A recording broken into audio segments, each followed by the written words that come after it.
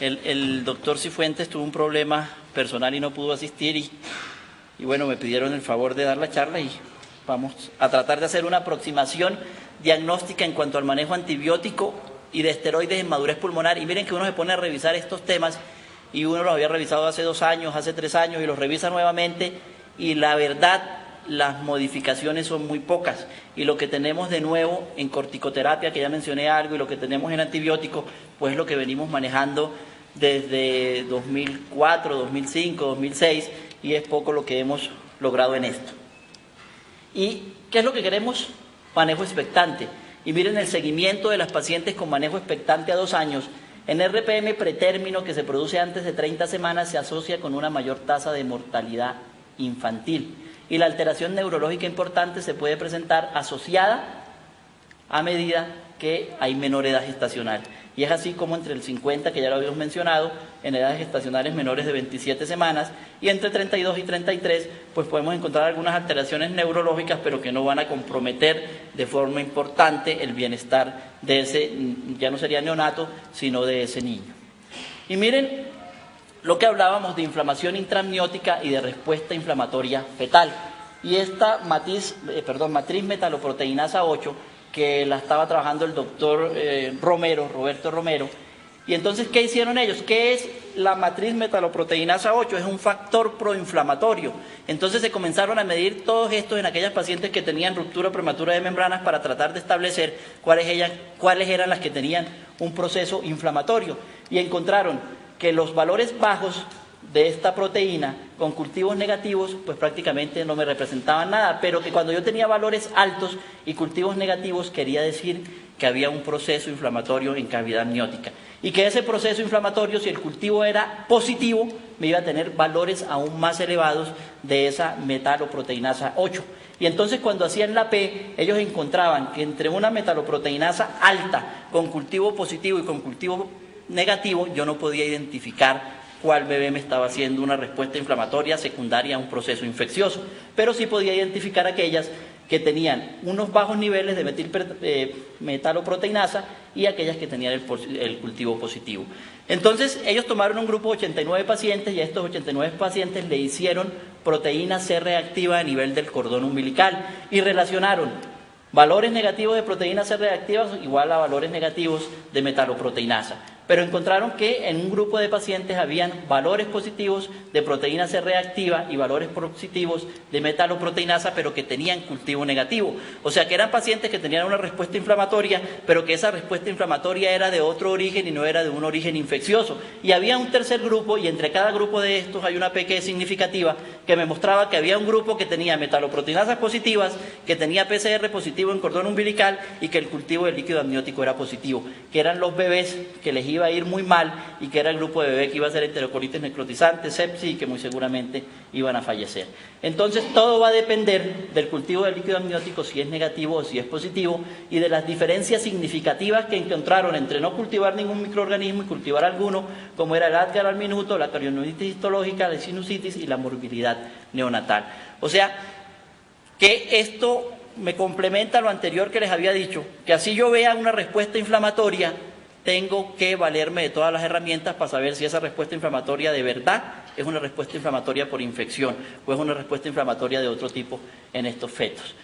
¿Y qué es lo que pasa en estas pacientes? Que el 40% de ellas van a presentar esta respuesta inflamatoria amniótica y que estos bebés no están infectados. O sea, que muchas veces yo hago amniocentesis para tratar de determinar si la paciente está infectada y casi la mitad me va a decir que sí, pero el resultado del bebé es un bebé que no tiene cultivos positivos, que no tiene inflamación del cordón, que no tiene sepsis, que no tiene nada de esto. ¿Por qué? Porque solamente el 40% del 40% son los que tienen el cultivo positivo y son los que en realidad están infectados. Entonces, esto hay que empezar a mirarlo también con un poco más de cautela, de tampoco afanarnos mucho por terminar un embarazo, ni de pronto relajarnos y dejar que nos vaya a hacer una sepsis estos bebés. El 33% de todos los casos de inflamación intramniótica presentan respuesta inflamatoria fetal y el resultado neonatal va a depender, vuelvo y digo, del cultivo del líquido amniótico. Y cuando hablamos de antibióticos, tenemos que hablar del estreptococo del grupo B, que lo van a tener hasta el 30% de todas las mujeres embarazadas. Y miren que todas las cosas van cambiando día a día. En los años 80, yo tenía 8 años, 7 años, el 50% de los niños se morían en la unidad de cuidados intensivos por estreptococo del grupo B. En el año hoy, 2009, solamente se mueren el 4% de los niños por estreptococo del grupo B. O sea que yo tuve un riesgo altísimo de morirme por una neumonía de estreptococo del grupo B en el año 73. Pero miren que en los hijos míos la posibilidad es muy poquita. Entonces se dan cuenta que las cosas sí cambian y que mientras nosotros hablamos aquí hay otros que están investigando por nosotros. Entonces, ¿cuánto es el tiempo que nosotros tenemos que dar de profilaxis antibiótica para culminar el embarazo? 48 horas dice que los 97% de los cultivos son negativos y 72 horas me dice que son el 100% negativos. Pero el ACOG y los demás estudios me están diciendo que la profilaxis del estreptococo se debe dar por 24 horas y que con eso es suficiente para que ya no tengamos el riesgo y disminuyamos estos valores del 50% al 4%. ¿Cómo lo vamos a hacer? Penicilina cristalina, ampicilina, cefalocina, eritromicina, la que ustedes quieran que tenga cubrimiento. Pero tenemos nosotros otra cultura, que yo sé que en el país, en Medellín, creo que lo están haciendo. Todas las pacientes que tienen RPM le están haciendo cultivo para estreptococo del grupo B. Y si ese cultivo de estreptococo del grupo B es negativo a las 6 semanas, antes de que ese bebé nazca, no hago nada. Si el cultivo es positivo, voy a dar manejo como profilaxis. Entonces, estas son cositas que nosotros debemos empezar a hacer. Y miren qué me dice el manejo antibiótico. Que para demorar el parto más de 48 horas o demorar el parto hasta 7 días, los antibióticos tienen una P significativa y me aumentan la latencia del parto pretérmino que se va a presentar en el 33% de todos los casos de ruptura prematura de membranas. Entonces, los antibióticos prolongan el embarazo y reducen la morbilidad neonatal en las mujeres con ruptura prematura de membranas con 34 semanas o menos.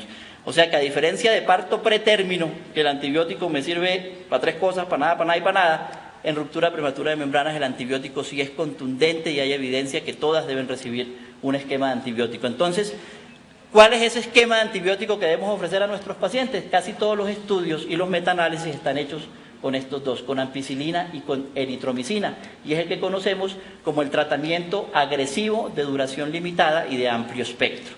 Ampicilina 2 gramos cada 6 horas por 48 horas endovenosos, eritromicina nosotros no la tenemos, pero son lo que está publicado, 250 endovenosos cada 6 horas por 48. Posterior a esto seguimos con vía oral, amoxicilina, eritromicina por 5 días más para completar 7 días de cubrimiento antibiótico. Otros protocolos pueden ser utilizados, algunos estudios han demostrado que hay mayor riesgo de enterocolitis necrotizante por antibioticoterapia prolongada y por algunos tipos de antibióticos que les voy a mostrar Cochrane, lo que nos mencionaba. Sus efectos persisten por lo menos 3 semanas después de terminado el tratamiento. Aquí surge una pregunta. Si yo tengo una ruptura prematura de membranas en la semana 25 y le di un esquema de antibiótico de 7 días, o sea, terminé el esquema de antibiótico a la semana 26. Y yo estoy haciendo que voy a tener cobertura 3 semanas más, semana 29. Y estamos en semana 30 y la paciente no ha parido. ¿Le repetimos el esquema antibiótico o no le repetimos el esquema antibiótico? Yo personalmente lo repito, pero lo dejo al auditorio para que cuando presentemos los casos clínicos y tenemos más de 4 semanas y no se ha resuelto el embarazo, si repetimos ese esquema lo dejamos así. Oracle 1, 4 grupos de pacientes. Eritromicina, amoxicilina ácido clavulánico, eritromicina y amoxicilina con amoxicilina ácido clavulánico y placebo. ¿Qué encontraron ellos? Beneficios estadísticamente significativos de la eritromicina. Reducción de surfactante, menos cultivos positivos en sangre, disminución de enfermedad pulmonar crónica, menores secuelas neurológicas. Malos resultados de eritromicina, no prolongan el embarazo y en evitar la infección materna. Entonces viene la amoxicilina y ácido clavulánico, ¿qué me produce? Que me prolonga el embarazo y me evita la infección materna, pero que me tiene malos resultados el ácido clavulánico amoxicilina en la ocurrencia de enterocolitis necrotizante.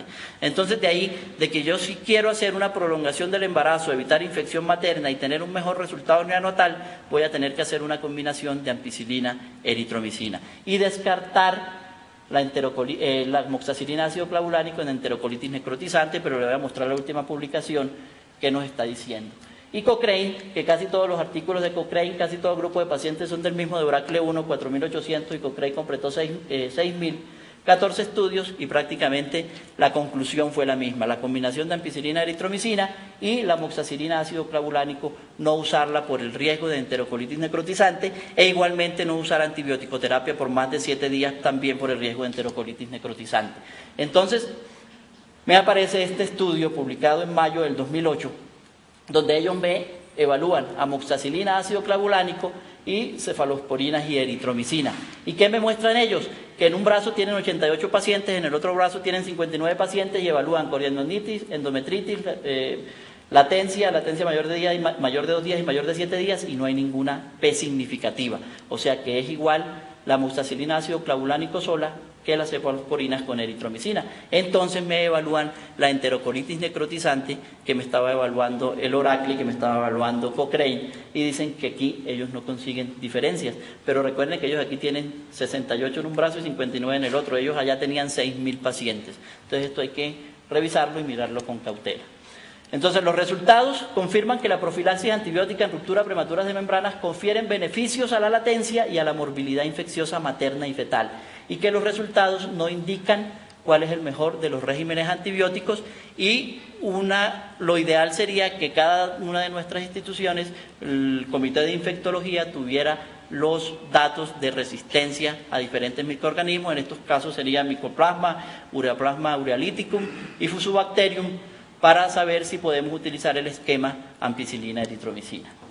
Madurez pulmonar o madurez fetal más que pulmonar nos va a evitar síndrome de distrés respiratorio de 20 a 35.4% de no usarlo, hemorragia interventricular de 7.5 a 15.9, enterocolitis necrotizante de 0.8 a 4.6. Y no hay un incremento que me hable de que aumenta el riesgo de infección materno-fetal, pero sí no debemos colocar corticoides en aquellas pacientes que ya tienen un diagnóstico hecho de infección, solamente en aquellas en las cuales vamos a buscar latencia y vamos a hacer manejo expectante. Betametasona y hexametasona, y bueno, esto es lo que siempre hacemos. Semana 32 y 34, controversial si usamos el uso de corticoides o no, y mayores de 34 semanas, por lo menos tener pruebas de amniocentesis, si podemos realizar una amniocentesis, porque recuerden que en las RPM no es fácil, pero lo más fácil puede ser de pronto tomar una muestra del fornis posterior si la paciente ha tenido recambio y ha tenido un buen volumen residual de líquido amniótico. Y las dosis múltiples definitivamente no se recomienda. Si yo tengo una ruptura prematura de membranas, una dosis única después que tengo 24 semanas, porque si tengo una previable, tampoco le voy a colocar corticoides a las 20 o a las 22 semanas, que no va a conferirle ningún beneficio. El uso de corticoides y la relación con infección después de la semana 32 es incierta. Solo debe usarse en casos que se demuestre inmadurez pulmonar. O sea que los corticoides en RPM los usamos de semana 24 a semana 32, muy diferente de las otras indicaciones que lo llevamos a semana 34. Pero miren que esto está condicionado a que se demuestre inmadurez pulmonar. Pero si ustedes tienen una RPM de 32 semanas y tiene un hila en el máximo bolsillo mayor de 2 centímetros y está detrás de la placenta, ¿quién le va a hacer una amniocentesis detrás de la placenta a las 32 semanas para corroborar madurez pulmonar? Le vamos a poner corticoides y lo vamos a desembarazar en 3 o 4 días. O sea, hay cosas que hay que mirarlas en su contexto. Recomendaciones de ACOP: RPM a término, terminación del embarazo, RPM menor de 32 semanas, llevar a la semana 34, 48 horas de ampicilina eritroendovenosa seguidas por 5 días de amoxicilina eritro vía oral. Todas deben recibir profilaxis para estreptococo del grupo B en el momento del nacimiento. Y esto debe quedar claro: si yo no tengo cultivos por lo menos 6 semanas antes, así yo haya cubierto con ampicilina eritromicina una semana y la paciente se me parió a la siguiente semana, debo colocarle profilaxis para estreptococo del grupo B. Uso de corticoides, uso de corticosteroides solamente antes de las 32 semanas. Entonces, ya para terminar, prolongar latencia, combinación de antibióticos, evaluar resistencia en cada institución, profilaxis del estreptococo del grupo B si no hay cultivos, esquema de madurez pulmonar después de semana 24, los corticoides solo se contraindican si hay infección y hay controversia de los corticoides después de las 32 semanas, pero pues eso va a depender mucho del sitio donde estemos trabajando. Y las dosis repetidas de esteroides no nos confieren ningún beneficio. Muchas gracias.